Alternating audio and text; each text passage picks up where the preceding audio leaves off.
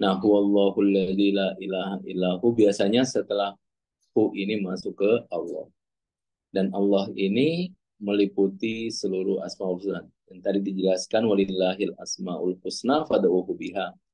Dan bagi Allah seluruh nama-nama yang indah, maka berserulah dengan nama itu. Nah, Allah ini adalah uh, nama atau tajalli pertama setelah zati. Oleh para sufi biasanya membagi tiga Allah. Allah zati, Allah asma, Allah sifat. Seperti itu. Makanya kalau kita berdoa 3 kali, ya Rabbi, ya Rabbi, ya Rabbi. Biasanya yang satu itu Rob dalam zat, Rob dalam sifat, Rob dalam ism. Allah alam. Ini disebut oleh para sufi. Nah, nah ini Allah ini ada terkadang pada level nama zat, nama sifat, dan nama perbuatan. Dalam kata lain, semua ini adalah tajalli. Dan karena Allah adalah meliputi semua asmaul husna, seperti dalam ayat Al-Quran, Witullah awitur rahman ayyamatadaw falul asmaul husna, serulah Allah atau surah Ar-Rahman, di mana dua nama ini yang kosru di dalamnya ada asmaul husna. Sebab itu Allah ini meliputi semua nama.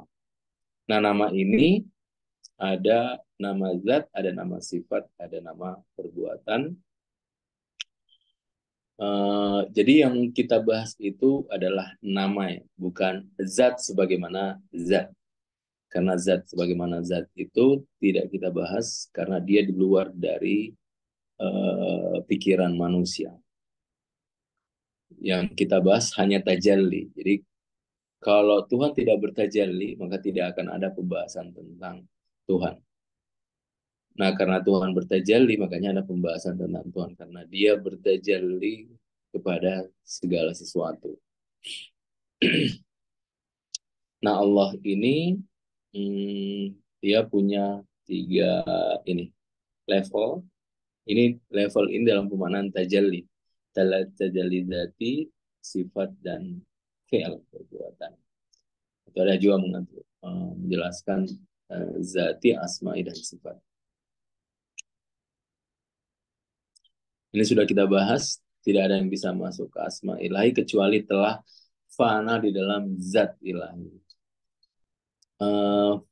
Zat yang dimaksud di sini nama ya, bukan zat sebagaimana zat. Jadi kalau Bapak Ibu yang fana di dalam zat, bukan zat sebagaimana zat, tetapi fana di dalam nama zat. Atau Allah zati, yang disebut dengan ismu zat, nama zat. Jadi bukan zat sebagaimana zat. Tidak seorang pun yang bisa sampai ke hakikat zat bima huwa zat. Zat sebagaimana zat.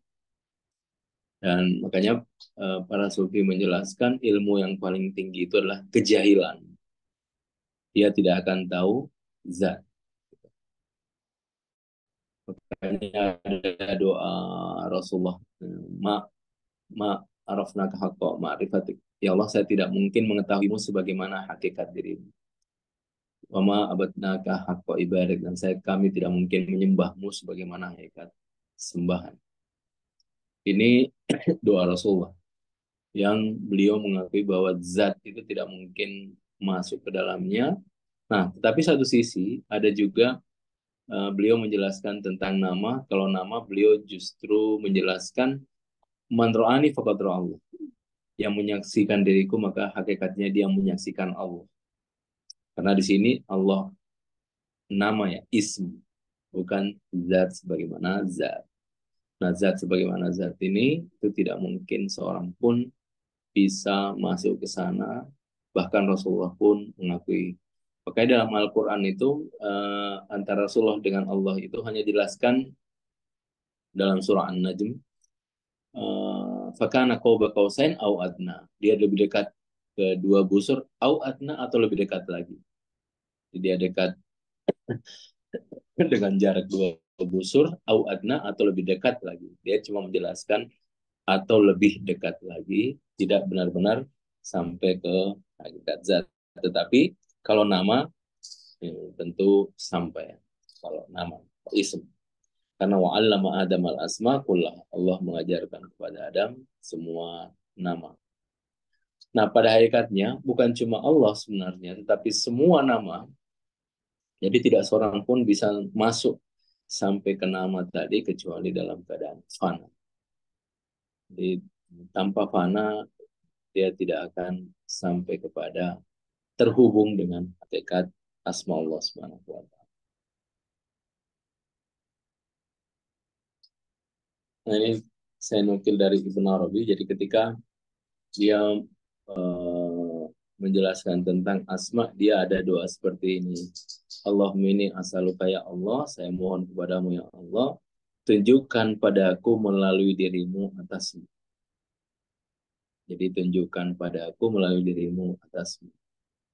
Karena artinya kalau Tuhan sudah bertajalli, dan dengan tajalli itu kita menyaksikan dirinya, maka kita akan lebih sempurna menyaksikan Tuhan. Tapi kalau pakai mata kita sendiri menyaksikan Tuhan, itu pasti ada hijab, tirai.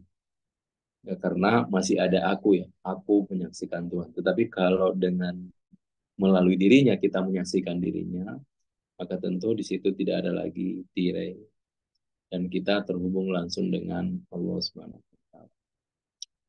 Makanya beri aku rezeki keteguhan untuk berada di sisi wujudmu yang dengannya aku terdiri oleh kedua tangan. Kalau Tuhan sudah hadir dalam diri kita dan memenuhi seluruh eksistensi diri, maka secara otomatis kehadirannya itu tidak lain adalah satu bentuk ini ya, kayak dalam doa ini disebut dengan kita dididik sebenarnya dengan kedua tangan. Dua tangan ini maksudnya tajalli Tuhan, Zul Jalali wal Ikram, Jamal dan Jalal. Jamal dan Jalal. Jadi kadang seluruh nama-nama Tuhan itu disimpulkan dengan dua nama, Jalal dan Jamal. Nah, pembahasan ini juga sudah kita bahas di Fusul Hikam Ibn Arabi. Oke. Nah, para sufi menghidupkan Allah di dalam hatinya. Setiap hari mereka berzikir Allah sebanyak 1000 kali. Nah, biasanya uh, jadi mereka mengawali dengan zikir lisan dulu. Maksudnya didengar ya Allah, Allah, Allah. Kemudian terus begitu sampai dia tidak sadar lagi atas dirinya. Jadi makanya ada amalan seperti itu oleh para sufi. Diamalkan sampai tidak sadar. Jadi ada petunjuknya begitu. Tolong amalkan ini sampai engkau tidak sadar. Allah alam. Ini dinukil saja dari para sufi.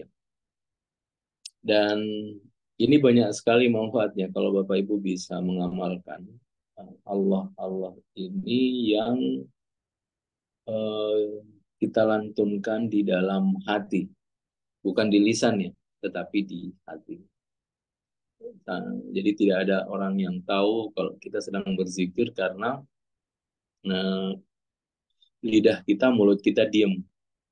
Yang mengucap itu di dalam hati kita. Jadi Allah yang mengucap itu dalam hati. Nah, itu banyak sekali manfaatnya, baik secara psikologi, kesehatan, dan seterusnya ke dalam diri. Cuma ini memang harus dilakukan dalam keadaan tenang, sendiri, dan fokus dengan nama itu. Seperti itu.